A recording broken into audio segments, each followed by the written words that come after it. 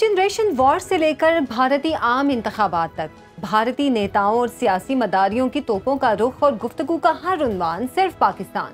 भारत में होने वाले 18वें आम इंतखाबात की मुहिम पर नजर डालिए। पाकिस्तान के खिलाफ हर्जा सराई इंतहा पसंद जमातों का सबसे बड़ा इंतखाबी नारा है। नरेंद्र मोदी से अजीत शाह जैसे इंतहा पसंद भारतीय रहनुमाओं की सुबह पाकिस्तान के नाम से शुरू होती है तो शाम भी पाकिस्तान के नाम पर ही खत्म होती है। हकीकत ये है कि गुजरात का कसाई नरेंद्र मोदी तीसरी बार जीत के लिए भारत को जारे स्टेट के तौर पर अपने वोटर के सामने पेश कर रहा है, लेकिन पाकिस्तान भारत के जारहाना अज़ाइम से गाफिल नहीं है। अस्सलाम वालेकुम, मैं हूँ आयशा जुल्फ़िकार और आप देख रहे हैं प्रोग्राम पासबान इस्लाम।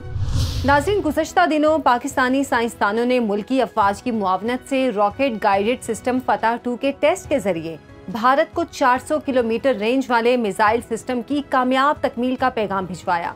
यही हमारा आज का मौजू है और साथ ही साथ कुछ शहीदों का तज़किरा भी हम करेंगे जिनके कब्र की मिट्टी से आज भी खुशबू आती है। कम वसाइल और कम खर्च के बावजूद पाकिस्तान की मिसाइल टेक्नोलॉजी क्या भारत के हाइपरसोनिक मिसाइल सिस्टम का मुकाबला कर सकती है? फतह 2 रॉकेट गाइडेड सिस्टम के कामयाब तजर्बे की जरूरत इस वक्त ही क्यों पड़ी?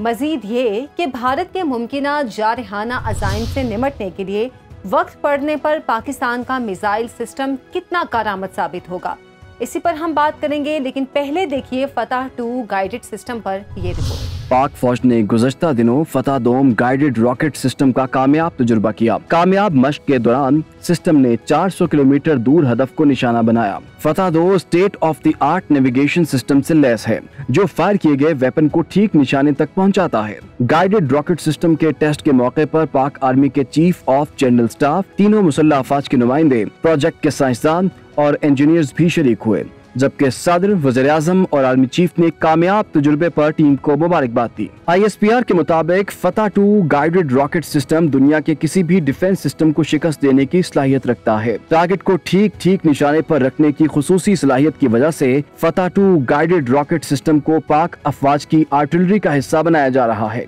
मिसाइल सिस्टम जहां पाकिस्तान के हथियारों के जखीरे में ताज़ा इजाफा है, वहीं रिवायती हथियारों की दौड़ में पाकिस्तान की बढ़तरी का भी ऐलान है। फतह 2 गाइडेड रॉकेट सिस्टम की मदद से पाकिस्तान ने जहां अपनी सेकंड स्ट्राइक सलाहियत को मजीद मुस्तहकम कर लिया, वहीं भारत के अरबों डॉलर में खरीदे गए मिसाइल चिकन निजाम को भी बेअसर करके रख दिया है। कम लागत वाला फतह गाइडेड सिस्टम भारत के रूस से लिए गए 6 अरब डॉलर वाले S-400 डिफेंस सिस्टम का बेहतरीन जवाब करार दिया जा रहा है। माहिरीन फतह 2 को फ्लीट ट्रेजेक्टरी व्हीकल यानी रडार पर ना देखे जाने वाला व्हीकल करार देते हैं। पाकिस्तान ने पहली बार 2021 में अपनी दिफाई सलाहियतों में इजाफे के लिए गाइडेड रॉकेट सिस्टम फतह 1 का कामयाब तजुर्बा किया था। मिसाइल टेक्नोलॉजी किसी भी मुल्क की दिफाई सलाहियत में रीढ़ की हड्डी की हैसियत रखती है। पाकिस्तान ने मिसाइल टेक्नोलॉजी में बढ़तरी के सबब भारतीय हिकमत अमली को नाकाम बना दिया है। पाकिस्तान के मिसाइल जखीरे में बैलिस्टिक मिसाइल टेक्नोलॉजी में 60 किलोमीटर से लेकर 2750 किलोमीटर तक मार करने वाले मिसाइल मौजूद हैं। क्रूज टेक्नोलॉजी में पाकिस्तान फजा, जमीन और समुद्र से मिसाइल फायर करने की सलाहियत भी रखता है। पाकिस्तान का क्रूज मिसाइल 450 किलोमीटर तक अपने हदफ को कामयाबी से निशाना बना सकता है। Multiple independent re entry vehicle missile Ababeel भारतीय बैलिस्टिक मिसाइल का एक मौसर जवाब है। अबाबील के तजुर्बे से पाकिस्तान में कम लागत के मिसाइल प्रोडक्शन का आगाज हुआ।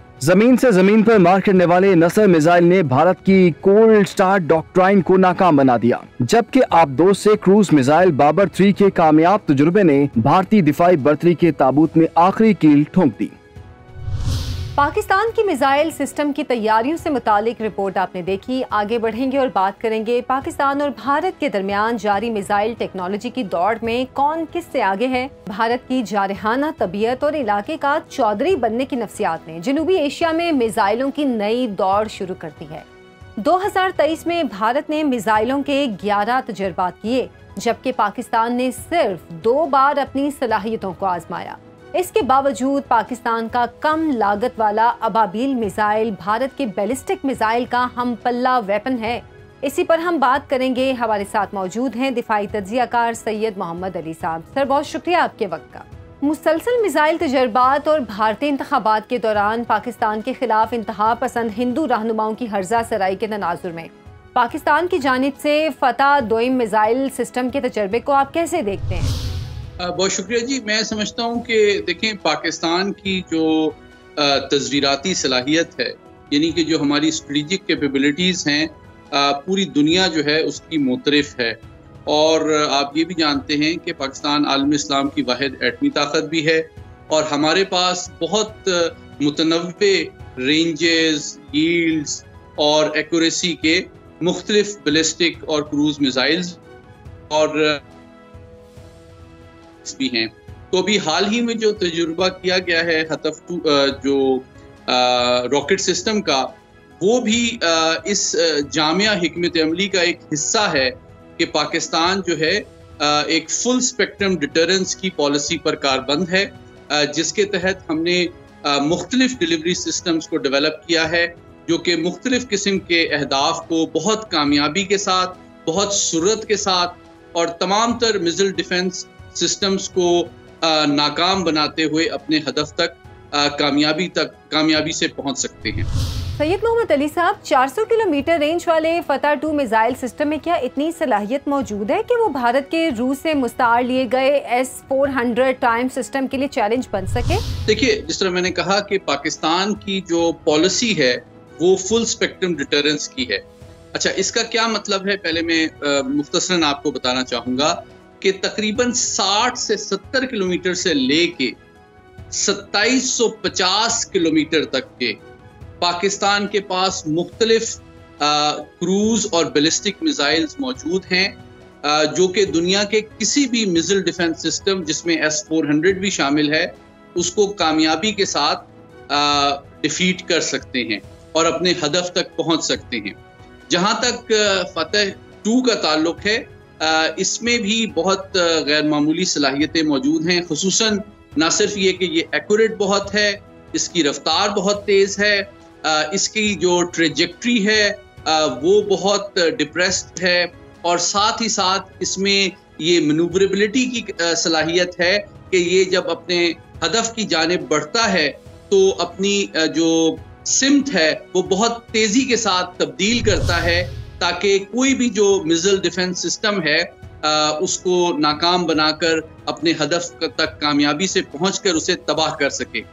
तो ये मैं समझता हूँ इस वक्त ये जो तजुर्बा किया गया है ये ना सिर्फ इस बात का सबूत है कि हमारी साइंटिफिक और टेक्निकल सलाहियत में बतदरीज और मुसलसल इजाफा हो रहा है, दूसरा ये कि हमारी जो अफवाज हैं उनकी जो प्रोफेशनल कैपेबिलिटी और रेडीनेस लेवल है, ट्रेनिंग का मेयार है, मेंटेनेंस, सेफ्टी, सिक्योरिटी, वो तमाम जो तकाजे हैं वो भी भरपूर अंदाज में पूरे किए जा रहे हैं। और हमारे दुश्मन को भी ये पैगाम है कि हमारी जो फोर्सेस हैं वो हर दम तैयार हैं, इसलिए वो किसी गलत फहमी में ना रहे और इस तरह की जो गीदड़ भपकियाँ और धमकियाँ हैं उसको उनकी आवाम और अफवाज भी संजीदगी से ना लें, क्योंकि अगर उनकी जानिब से किसी भी किस्म की कोई गलत फहमी के तहत कोई गैर जिम्मेदाराना हरकत की गई तो उसका दंदान शिकन जवाब दिया जाएगा। सर, बताइएगा कि गुज़श्ता मार्च में भारत ने अपने बैनुल अक़वामी बरे-आज़मी मिसाइल अग्नि 5 की आजमाइश मश्क भी की थी।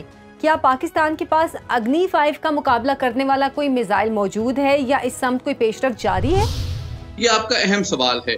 देखिए, जो भारत का मिसाइल प्रोग्राम है उसका वाहिद हदफ जो है वो पाकिस्तान नहीं है और ये बात पाकिस्तान अपनी सिफारती सतह पे और दिफाई मामलात में डायलॉग्स के ज़रिए से आलमी ताकतों को बताता रहा है कि भारत जब अगर बैनुल बरे-आज़मी मिसाइल बना रहा है तो ये इस बात का अमली सबूत है कि उसका निशाना या हदफ जो है वो सिर्फ पाकिस्तान नहीं है, क्योंकि पाकिस्तान पे हमला करने के लिए तो इतनी तवील रेंज का मिसाइल नहीं चाहिए और यकीनन अगर चीन के ऊपर के खिलाफ भी उसकी हिकमत अमली है तो उसके खिलाफ भी आपको बैनुल बरे-आज़मी मिसाइल बनाने की ज़रूरत नहीं है। और जो भारत का मिसाइल प्रोग्राम है वो आने वाले दिनों और सालों में यकीनी तौर पर इवन मगरबी ताकतें, चाहे वो यूरोपी हों या अमरीका हो, शुमाली अमरीका हो, उनके लिए भी एक ख़तरे की वजह बन सकता है। तो ये बात हम आलमी बरादरी को बतदरीज और मुसलसल बताते रहे हैं। जहाँ तक पाकिस्तान की सलाहियत का ताल्लुक है, जिस तरह मैंने पिछले आपके सवाल के जवाब में कहा कि पाकिस्तान की जो फुल स्पेक्ट्रम डिटरेंस की पॉलिसी है उसके तहत हमने 60 किलोमीटर से लेके 2750 किलोमीटर रेंज के मुख्तलिफ मिसाइल डेवलप किए हैं, जिसका मकसद ये है कि भारत की तमाम तर जो टेरिटरी है उसका 1 इंच हिस्सा भी ऐसा नहीं है जो कि पाकिस्तान के मिसाइलों की जद में न हो।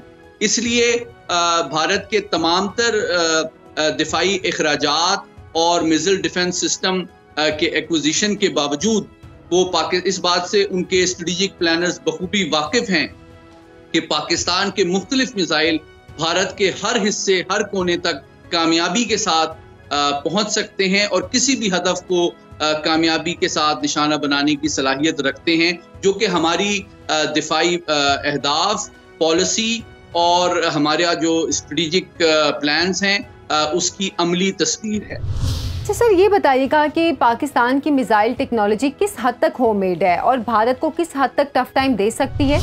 मैं समझता हूँ कि पाकिस्तान का जो मिसाइल प्रोग्राम है ये आपके नाज़रीन को जानना बहुत ज़रूरी है कि अगरचे पाकिस्तान का मिसाइल प्रोग्राम भारत के मुकाबले में काफ़ी देर से शुरू किया गया, लेकिन इसने बहुत कम अरसे में बहुत ज़्यादा तरक्की भी की है और कामयाबियाँ भी हासिल की हैं।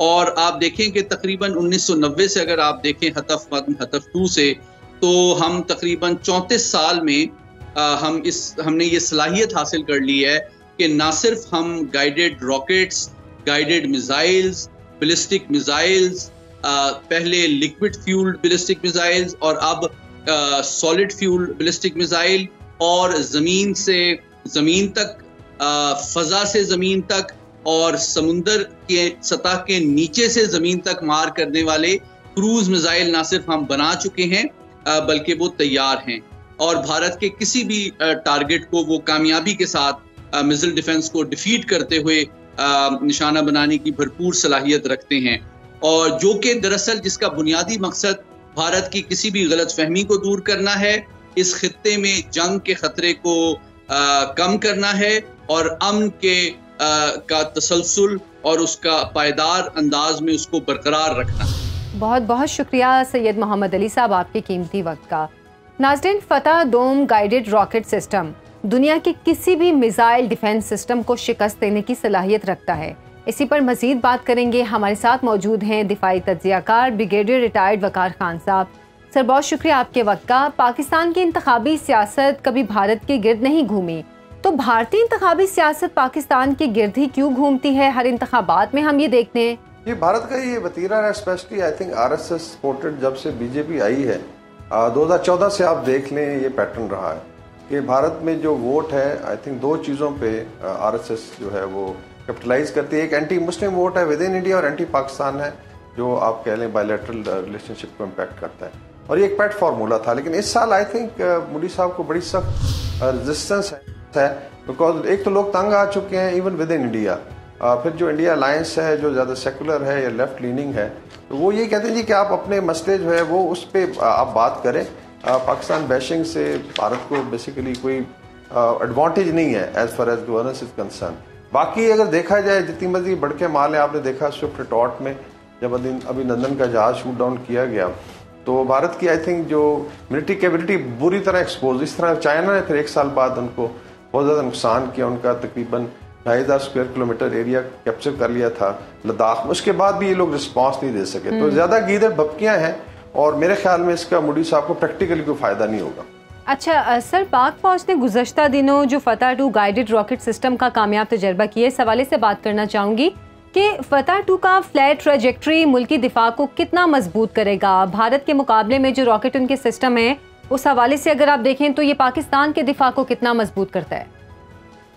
जी, आई थिंक इसकी एक तो ज़रूरत भी थी और दूसरा जो न्यूक्लियर पैरिटी है इंडिया और पाकिस्तान में, उसके अंदर फिर अगर खुदा न खासा कन्वेंशनल लड़ाई की ज़रूरत पड़ती है तो उसमें इस रॉकेट सिस्टम का बहुत बड़ा रोल होगा। इसमें थोड़ा सा मैं एक्सप्लेन करूंगा कि बेसिकली ये तो मल्टीपल लॉन्च रॉकेट सिस्टम है और ये गाइडेड है और एक्यूरेसी आपको पता है 400 किलोमीटर की रेंज है और आई थिंक 10 मीटर से ज़्यादा इसका एरर नहीं है। लेट्स से अगर आप टारगेट करते हैं 400 किलोमीटर पे और एक हेडक्वार्टर्स है, तो 10 मीटर का मतलब है 30 फुट के सर्कल के अंदर अंदर ये हिट कर सकता है। दूसरा जो भारत ने एक्वायर किए वेपन सिस्टम, स्पेशली जो एयर डिफेंस लाइक S-400, वो बहुत बड़ा थ्रेट था हमारी एयरफोर्स के लिए कि वो क्लेम करते थे कि वो भारत के अंदर रह के इनको हिट कर सकते हैं। अभी फतह 2 जो है बेसिकली उसका जवाब है कि अगर उनके सिस्टम्स हैं जो मोबाइल है, ये भी एक मोबाइल सिस्टम है, ये उसको हिट कर सकता है और चूंकि इसकी ट्रेजेक्टरी फ्लैट है, डिटेक्ट नहीं हो सकता। और अगर आप बड़ी आई थिंक सिस्टम देखें, लाइक अमेरिका का बड़ा मशहूर हाइमर सिस्टम है, ये उस कैटेगरी में आता है, लाइक चाइना के पास है। तो मेरे ख्याल में एक बहुत बड़ी सक्सेस है, इसका डेमोन्स्ट्रेशन आपने देखा। और दूसरा ये क्विक रिस्पांस है। और अगर आप रेंज देखें इसकी 400 किलोमीटर, अगर आप लाहौर में खड़ा करें या सियालकोट में नीचे, तो आई थिंक न्यू दिल्ली से आगे तक का इलाका आप कवर करते हैं। तो भारत को आई थिंक इसमें बहुत ज्यादा चैलेंजेस आएंगे इसकी वजह से। सही। अच्छा, इंतहा पसंदी के रास्ते पर चलने वाले की जंगी पॉलिसी तेजी से जारहाना अज़ाइम की तरफ बढ़ रही है और हम देख रहे हैं कि भारत का जो रवैया है वो जारहाना से जारहाना होता जा रहा है। अब मजीद ये कि भारत की जो बढ़ती मिसाइल ताकत के पस मंजर में चीन की फौजी ताकत है, इसका जवाब किस हद तक दुरुस्त है?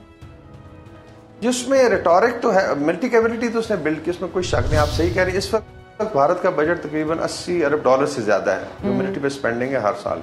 और कई दफा पाकिस्तान पे इतराज अगर आप देखें तो हमारा 7 से 8 अरब डॉलर है, जो उसका आई वुड से 10 टाइम्स से भी ज्यादा है। लेकिन अगर आप डिस्प्ले देखें उनकी मिलिट्री कैपेबिलिटी और विल जो है, वो 2 इवेंट मैं बताता हूँ। एक सिर्फ रिटॉर्ट में पाकिस्तान के अगेंस्ट जिसमें एस्केलेट नहीं कर सकता, और इस तरह चाइना ने जब इनका एरिया लिया तब भी भारत कोई इसको फर्दर आगे नहीं जा सका। इसका मतलब है कि वेपन सिस्टम्स हैं, खर्चा भी बहुत ज्यादा कर रहे हैं, हथियार इकट्ठे कर रहे हैं, लेकिन ना तो I would say senior command में इतनी विल है, ना पॉलिटिकल लीडरशिप में, और ना आई वुड से एक्सपर्टीज है। तो आई थिंक ये एक बहुत बड़ा गैप है। दैट्स वाई जब साउथ एशिया की बात होती है, इंडिया एशिया पिवट की, तो यूरोप और अमेरिका भी समझते हैं कि बड़ा वीक लिंक है भारत की मिलिट्री के एशिया पैसिफिक में। अगर चाइना के अगेंस्ट खड़ा करना है तो ऑन ग्राउंड जो है बहुत ज्यादा डेफिशिएंसीज हैं। लेकिन हमें वरिड होना चाहिए, साल दर अगर कोई रिटोरिक है या ये इनके अगर दिमाग खराब है तो हर वक्त, इसीलिए फतह 2 हो या हमारी एयरफोर्स हो और बाकी आपकी डिटरेंस कैपेबिलिटी हर वक्त ये प्ले में होती है, और ये बड़ा जरूरी है कि भारत को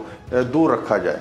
सही। अच्छा ब्रिगेडियर साहब, खित्ते में पाक भारत मिसाइल दौड़, खुसूसन एटमी वॉर हेड ले जाने की सलाहियत रखने वाले बैलिस्टिक मिसाइल्स की तैयारी यकीनी तौर पर आलमी अमन के लिए खतरा है, और यकीनी तौर पर इस खतरे को ज़ायल करने के लिए बराबर की सलाहियत होना भी ज़रूरी है। क्या पाकिस्तान के पास भारत के हम पल्ला मिसाइल टेक्नोलॉजी है? जी, ये आई थिंक बड़ी ये अवाम के लिए बड़ी आई थिंक खुशाइन चीज़ है कि रॉकेट और मिसाइल टेक्नोलॉजी में शायद जो है पाकिस्तान आगे है भारत से। अच्छा। मे भी नंबर्स में कम हो, लेकिन जो कैपेबिलिटी है, लाइक आपके शाइन सिस्टम्स हैं, जब हम फतह 2 की बात कर रहे हैं, उससे पहले क्रूज मिसाइल आपके बाबर है, उसके बाद राद है। इसी तरीके से MIRV सिस्टम जो है, बाबील जो है आपका, जो मल्टीपल वॉरहेड कैरी कर सकता है और स्पेस से री एंटर होता है, वो भी पाकिस्तान ने एक्वायर किए। तो उस लिहाज से एक तो जरूरी भी है, दूसरा ये कि अभी पाकिस्तान ने अपनी रेंज भी बढ़ा दी है। अच्छा। और हमारे माशाल्लाह मिसाइल अभी शायद भारत के एक्सट्रीम जो ईस्टर्न इलाके हैं, कलकत्ता से आगे तक मार कर सकते हैं, साउथ इंडिया को हिट कर सकते हैं।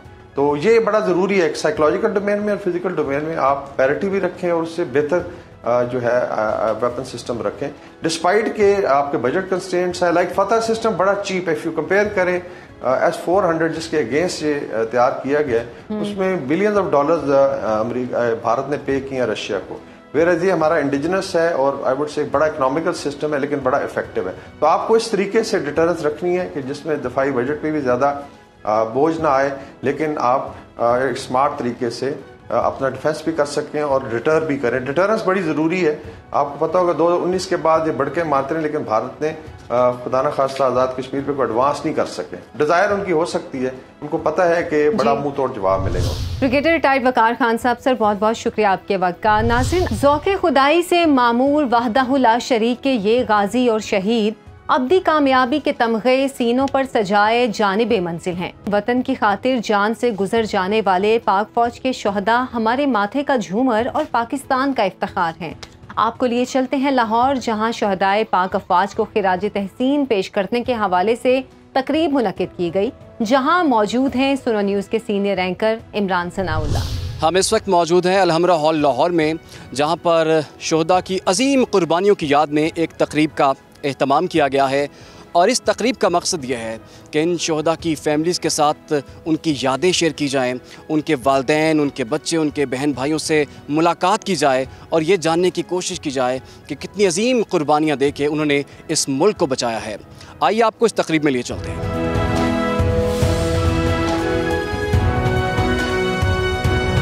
इस वक्त हमारे साथ मौजूद हैं कैप्टन सलमान सरवर शहीद के वालिद इम्तियाज़ सरवर साहब, जो कि हर साल कैप्टन सलमान सरवर शहीद की याद में तमाम शहदा के लवाहिकीन को, उनकी फैमिलीज़ को इकट्ठा करते हैं, उनकी यादें शेयर करते हैं।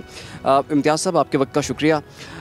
ये किस तरह से आपके जहन में आया कि आप ख़ुद एक शहीद के वालिद होते हुए तमाम लोगों के साथ जिन्होंने अपनी जानें कुर्बान की हैं, जिनकी फैमिलीज़ ने भी इतनी बड़ी बड़ी कुर्बानियाँ दी हैं, उनको आप इकट्ठा करते हैं, इसके बारे से थोड़ा सा बताइएगा sir. Thank you very much. पहले तो सनों का ये बड़ा ना आप हैरान होंगे ये बात सुन के। सलमान चूँकि मेरा अकलौता बेटा, जब वो शहीद हुआ तो बिलीव मी, हमें कोई बंदा कंधा देने वाला, तसल्ली देने वाला कोई नहीं था। हमारा दोनों मियाँ बीवी का ये था कि शायद अब हम महीने दिनों में बस गए, सरवाइव नहीं कर सकते। फिर 6 सितंबर आ गया, कुछ 2-3 महीने बाद 6 सितंबर आ गया। यहाँ कोर में एक प्रोग्राम था, वो प्रोग्राम देखा, वहाँ पे एक वीडियो चल रही थी। वो एक माँ उसमें बता रही थी कि इस तरह मेरा बेटा, एक दूसरा मेरा खामन, वो प्रेलन मस्जिद में तीनों इकट्ठे शहीद हो गए। एक आर्मी ऑफिसर था, उनके जो हस्बैंड थे वो रिटायर्ड आर्मी ऑफिसर थे, जो बेटा था वो पायलट था, और एक जो छोटा बेटा था वो 10th क्लास का स्टूडेंट था। जब मैं उनको देखा तो मैं अल्लाह मियाँ की तरफ आंखें करके आसमान की तरफ, तो मैंने अल्लाह मियाँ का शुक्र अदा किया कि भाई मेरा तो एक बेटा गया है, अब ये माँ, इसके 2 बेटे, एक खामंद, तीनों एक टाइम में चले गए हैं, तो मेरे दुख से ज़्यादा तो इसका दुख है। उस पैकेज ने मुझे ये हौसला दिया कि नहीं भाई, मैं आज के बाद अपनी ज़िंदगी के आखिरी दिन तक ये काम करता रहूँगा कि जो हर साल लोग आते हैं या जो फैमिलीज़ हैं शोधा की, उनको एक प्लेटफॉर्म दूंगा जो उनको ये बताएगा कि नहीं, आप अकेले नहीं हैं, आपसे ज़्यादा दुख वाले लोग जो हैं वो हमारे मुल्क में मौजूद हैं। 25 साल की उम्र में कैप्टन इस दुनिया से चले गए, शहीद हो गए। क्या सोचा हुआ था आपने उनके फ्यूचर के बारे में? आप उन्हें कितना मिस करते हैं, कितनी याद उनकी आती है, क्या बात कहना चाहते थे आप उन्हें?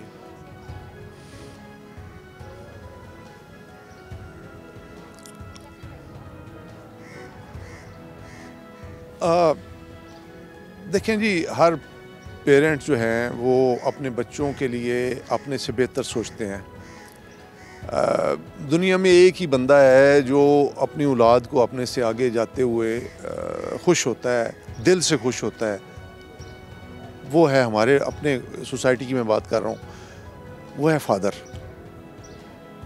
या वो माएँ जो सोसाइटी में चल फिर रही हैं, जिनको सोसाइटी की पता है कि ये मेरा बेटा जो है वो एंकर बन गया है तो ये बड़ा एक अचीवमेंट है, ये मेरा बेटा जनरल बन गया है तो अचीवमेंट है, ये मेरा बेटा पुलिस अफसर बन गया है या कोई बड़ा अच्छा बिजनेसमैन बन गया है तो ये अचीवमेंट है। अदरवाइज़ हमारी जो माएँ हैं उनमें बच्चों का प्यार तो बहुत ज़्यादा है, इसमें मैं नहीं तफरीक करता, लेकिन जो अचीवमेंट्स हैं वो बाप को ज़्यादा पता है। तो लिहाजा पाकिस्तान में एक ही बंदा है जो अपनी औलाद को अपने से आगे जाते हुए अच्छा उसको लगता है, जिसमें हसद का या कोई ऐसा पहलू नहीं है, वो है बाप। तो लाजमी बात है हमारे भी वो उसको बड़े करने में, वो कोई एक दिन में तो बच्चा बड़ा नहीं होता ना। इकलौता बेटा, बिल्कुल सर, बहुत बहुत शुक्रिया आपका। और आपने बिल्कुल ठीक कहा कि आपने तो अपनी कुल कायनात की कुर्बानी दे दी है। अब फ़र्ज़ बनता है बाकी लोगों का भी। ये मुल्क सबका है, ये मुल्क हम सबका है। पाकिस्तान है तो हम हैं, पाकिस्तान नहीं तो कुछ भी नहीं। इस वक्त हमारे साथ मौजूद हैं कैप्टन सलमान सरवर शहीद की वालिदा। उनसे बात करते हैं। माँ जी, ये बताइए, माँ तो बच्चों से इतनी मोहब्बत करती है, अल्लाह ताला ने इतनी मोहब्बत माँ के दिल में पैदा कर दी है, फिर उस बच्चे से जुदाई कैसे सह ली आपने?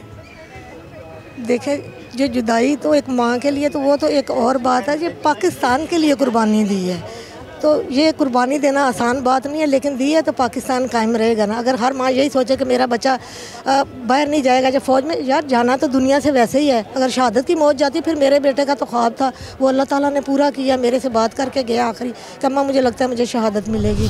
इतनी क्लियर, तो मैं सोचती रही कि मैंने कहा इसके दिल में ये बात कैसे, कहता मुझे लगता है शहादत मुझे मिलेगी। और दूसरी बात ये कहता है जब अगर मैं शहीद हो जाऊँ तो आप लोगों को बताएंगे कि मैं ज़ख्मी हो गया हूँ। वही उसी तरह वही चीज़ें, पहले कॉल आई कि सलमान को बुलेट लगी, तो मेरे मुंह से निकला नहीं सलमान शहीद हो गया। जिसने कॉल की मैंने उसको यही कहा, तो उसने फ़ोन बंद कर दिया। उसने आगे से कुछ बोला नहीं कि भाई इनको कैसे पता चल गया कि सलमान शहीद। सलमान हालांकि घर में पहले बता के गया, जब छुट्टी आया लास्ट टाइम वो 10 दिन रह के गया, फिर उसके 12-13 दिन बाद शहादत हुई है ना उसकी।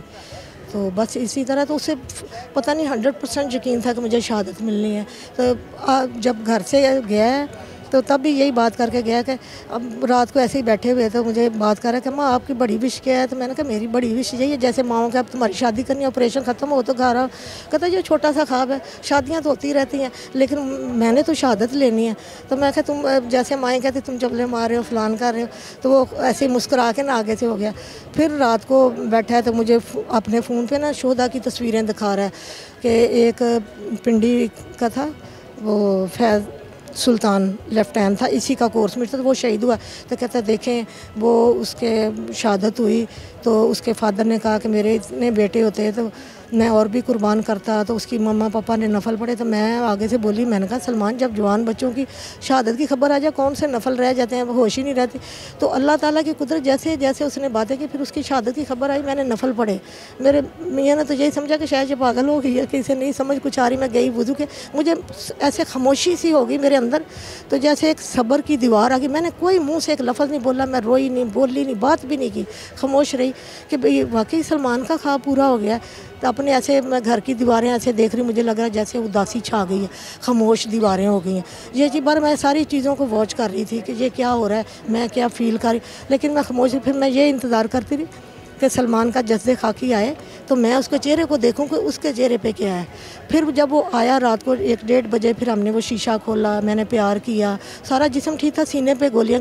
तो वो यही कहता था खानी है तो सीने पे गोलियां खानी। तो मुझे कहता अभी वो गोली बनी नहीं है जो मेरे सीने में, कहता गोली आएगी तो मैं हज़म कर जाऊंगा। तो वही चीज़ें जो गोलियां लगी उसके अंदर ही रहीं, वो बाहर नहीं निकली। इस वक्त हमारे साथ मौजूद हैं मेजर रिटायर्ड तौफीक साहब, और ये भी एक शहीद के बाप हैं।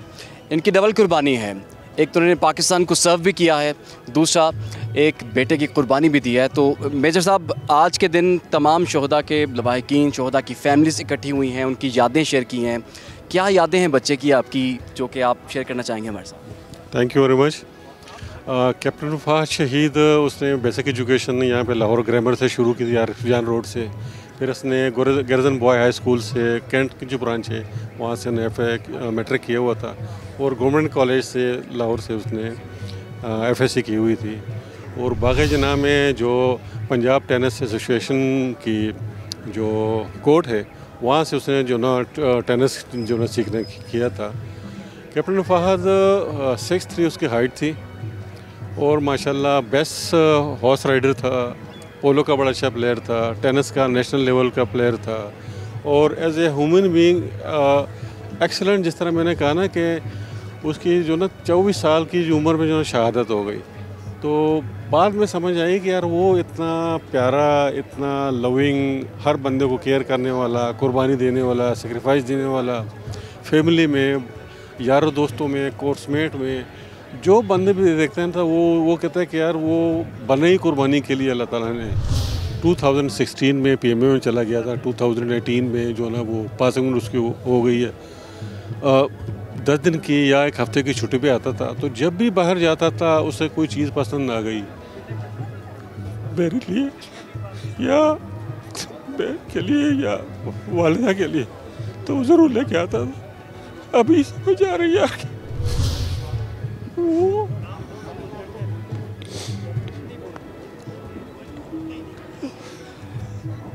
सारा जो बने थी वो उसके पास लाइफ कम थी, उसने हर कोर्समेट को, अपने हर फैमिली मेम्बर को जो ना राज़ी रखा, खुश रखा, अपने ऊपर सेक्रीफाइस किया। मैं कर कहूँ कि वो अल्लाह ताला ने पैदा इसी के लिए किया था कि उसने बहुत जल्दी इस दुनिया से रुखसत होना था, नाम करना था, तो वो हर बंदे का बड़ा ख्याल रखता था,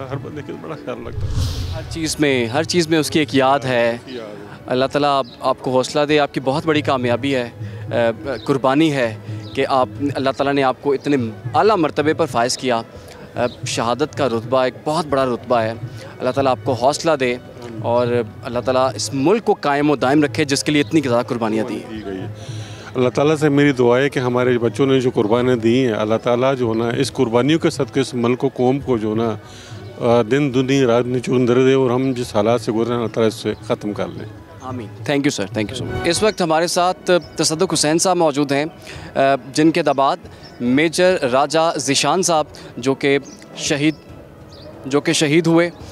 उनसे बात करते हैं। तसद्दुक़ हुसैन साहब, बताइएगा आप क्या मेमोरीज़ हैं आपकी राजा साहब की और कैसा ताल्लुक़ था आपका उनके साथ? बेटे के साथ तो जी बहुत ही अच्छा ताल्लुक़ था। तो यादें जो हैं वो उसकी अभी भी दिल में बसी हुई हैं, ये कभी भी निकल ही नहीं सकती, पल पल दिल के अंदर है वो। तो बसीयत इंसान राजा ज़ीशान जो है वो बहुत ही अच्छा इंसान था, यारों का यार कह लें। तो जिस महफ़िल में भी जाता था क्या आप कह सकते हैं कि वो उस महफ़िल की जान होता था। उसे किताबें पढ़ने का बहुत ही शौक़ था, नॉलेज बहुत ज़्यादा था।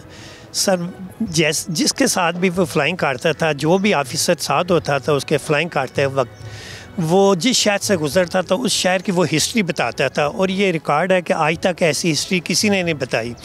खुद जनरल साहब आए तो वो कह रहे थे कि ज़ीशान जो है वो वाहद पायलट है जो जाते जाते हैं ना हर एक की हिस्ट्री बताता है। उनकी एक बेटी, छोटी बेटी है, अब तो 5 साल की हो गई है, 2 साल की थी, 2-2.5 साल की थी जब वालिद शहीद हुए उसके। तो वो क्या याद करती है अपने वालिद को? जी बिल्कुल जी, अपना जब ज़ीशान शहीद हुआ तो मरियम नाम है उसका, मरियम से 2 साल 7 माह की थी। अब जो है वो 5 साल की है, बहुत याद करती है, इसमें रत्ती भर की शक नहीं है।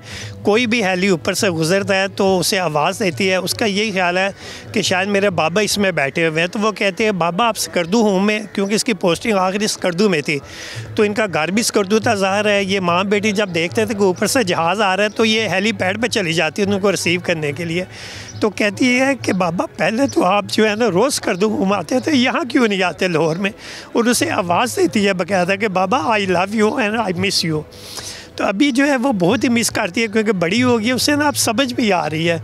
स्कूल में अपना जब देखती है पेरेंट्स को या पार्क में मैं उसे लेकर जाता हूँ या उसके मामू लेकर जाते हैं, तो वो बच्चों के जब वालिद को देखते हैं तो वो सवाल करते हैं कि मेरे बाबा किधर है, वो क्यों नहीं आते? हम उसे कहते हैं कि बेटा वो तो बहुत दूर अल्लाह मियाँ के पास एक मिशन पे गए हुए हैं, अब उन्होंने नहीं आना, हम उनके पास जाएंगे। तो वो फिर ये कहती है कि मैं अल्लाह मियाँ के पास खुद चली जाती हूँ और अल्लाह मियाँ से कहती हूँ कि अल्लाह मियाँ मैं अपने बाबा को लेने आई हूँ, आप प्लीज़ मुझे मेरे बाबा दे दें, मैं उनको लेकर जाना चाहती हूँ। वो हमेशा अपनी मिसेस को ये कहता था कि मरियम को आपने एक अच्छा इंसान बनाना है, इससे ये नहीं है फर्स्ट सेकंड थर्ड की दौड़ में नहीं आना कि ये स्कूल में फ़र्स्ट आए, सेकंड आए, थर्ड आए, ऐसा नहीं है।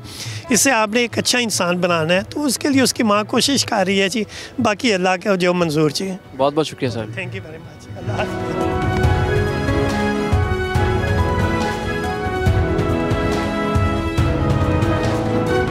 हमारे साथ इस वक्त मौजूद हैं कर्नल रज़ा अब्बास ज़ैदी साहब, और 19 साल पहले ये वॉर वुंडेड थे और 19 साल पहले इनकी दोनों टांगें चली गई थीं। आज हमें ज्वाइन किया इन्होंने। सबसे पहले बहुत बहुत शुक्रिया कर्नल साहब आपका।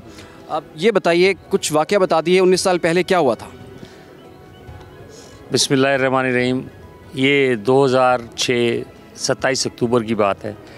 दुश्मन ने वहाँ आईडीज़ वहाँ लगाई हुई थी और उन्होंने मेन सप्लाई रूट और मेन ट्रांसमिशन लाइन को डिस्टर्ब किया, उन्हें तबाह करने की कोशिश की और वो काफ़ी हद तक जो कर भी चुके थे। तो उनको रोकने के लिए मेरी बटालियन को टास्क मिला और हम वहाँ गए और हम लोगों ने वहाँ जाकर उनको सबक सिखाने के लिए दहशतगर्दों को, एक तो आप लोग देख रहे होंगे उस वक्त के टीवी के ऊपर के जो वहाँ रिकवरीज हो रही थी और जितने वेपन्स निकाले जा रहे थे वो मेरी बटालियन ही कर रही थी और उसके अंदर हमने दहशतगर्दों को गिरफ़्तार भी किया, पकड़ा भी सही। लेकिन वो जब उनको ज़्यादा तकलीफ़ कर्नल रज़ा ने उस वक्त दी तो उन्होंने इनको मारने का प्रोग्राम जैसे कि वो समझते हैं किया, लेकिन मैं समझता हूँ कि मारने वाले से बचाने वाला बेहतर होता है। और अल्लाह पाक ने मुझे ये हिम्मत और हौसला अता फरमाया और मैंने वहाँ ये जो एक्शन था वो परफॉर्म किया। और उसके अंदर सबसे बड़ी बात यह है कि जब ये हादसा हुआ और आईडी ब्लास्ट हुई तो मैं 20-25 फुट हवा में था और उसके अंदर मैं अपने कंप्लीट होशो हवास में था और मैं राइट लेफ़्ट देख सकता था कि वहाँ कितने गिर चुके हैं, कितने ज़ख्मी हैं, कितने शहीद हो चुके हैं। लेकिन अल्हम्दुलिल्लाह वहाँ शहादत तो किसी की नहीं थी, ज़ख्मी बहुत थे। और उसके बाद हम वहाँ से, और मुझे जो फील हुआ कि मैं काफ़ी ऊपर से ज़मीन पे गिरूंगा तो मेरा कुछ भी नहीं बचेगा, लेकिन मुझे 2 हाथों ने उठाया हुआ था और मैं ज़मीन पे लाकर रख दिया गया था। ये भी उस ज़ात पाक का एक करम है। और उसके बाद रोल करने के बाद मैंने अपनी टांगों को लपेटा, रोल किया, सड़क पर आया, आवाज़ दी, गाड़ी में मुझे मेरे जवानों ने लिटाया और अल्हम्दुलिल्लाह we reach to the hospital. और जो सफ़र वहाँ 55 मिनट का था वो 13 मिनट में कंप्लीट हुआ। ये भी उसकी ज़ात पाक का करम है। और इसी तरीके से हेली और हेली से फिर एक नियरेस्ट हॉस्पिटल वहाँ जो हमारे आर्मी के थे उसमें हम गए। तो अल्हम्दुलिल्लाह everything was managed by Allah Almighty. मैं इंसान का नहीं बात करूँगा, ये अल्लाह की तरफ से कैसा हो रहा था। तो कर्नल साहब, जो शोहदा की फैमिलीज़ हैं, ख़ास तौर पर उनके वालिदैन हैं, उनके बहन भाई हैं, उनके बीवी बच्चे हैं, उनके लिए आपकी क्या पैगाम है? क्योंकि जितनी बड़ी कुर्बानी उन्होंने दी है वो अल्फाजों में बयान नहीं की जा सकती। देखें, ये दुनियावी बातें अपनी जगह पर रहीं, लेकिन जो अल्लाह पाक ने उनको किसी अगर जैसे दुनिया देखती है कि महरूम किया है, तो मैं एक चीज़ सिर्फ इतनी बताना चाहूँगा कि वो महरूम नहीं हुए। उनके साथ अल्लाह ताला की कुछ ऐसी मदद चल रही है कि वो ख़ुद सोच नहीं सकते और उसकी वजह से वो दिन दुगनी रात चौगनी तरक्की करेंगे, बहुत जल्द देख लेंगे। ये मेरे अल्फाज नहीं, पता नहीं मुझे कहाँ से ये अल्फाज आते हैं और ये आके चले जा रहे हैं और ये उन तक पहुँचने चाहिए कि वो बड़े खुशकिस्मत लोग हैं जिनके पास शहीद है, जिनके पास कोई गाजी है। अल्लाह ताला का बड़ा एहसान होता है उनके ऊपर। ये दुनिया, इंसान किसी को कुछ नहीं दे सकता सिवाय रब्बुल इज़्ज़त की ज़ात के और उनके आइमा अतार के। ये आप सोच लें, देख लें, आप उनसे जितना मांगेंगे आपकी सोच से भी ज़्यादा आपको मिलेगा। बहुत शुक्रिया। Thank you sir, thank you so much. Nazin, Fatah 2 rocket guided system कम वसाइल के बावजूद पाक फौज की बेहतरीन सलाहियतों का मुंह बोलता सबूत। और जहां सलाहियत कम पड़ जाए, वसाइल ख़त्म हो जाएं, वहां हमारे फौजी जवानों के बदनों से लहू की आबशार फूट पड़ती है। पाकीज़ा और तहूर लहू की आबशार, जिससे खुशबुओं की लटें भी जारी हों और जिससे फरिश्ते वुज़ू भी करें। पाक फौज के शोहदा के लिए अजर अजीम की दुआओं के साथ इजाज़त दें। अल्लाह।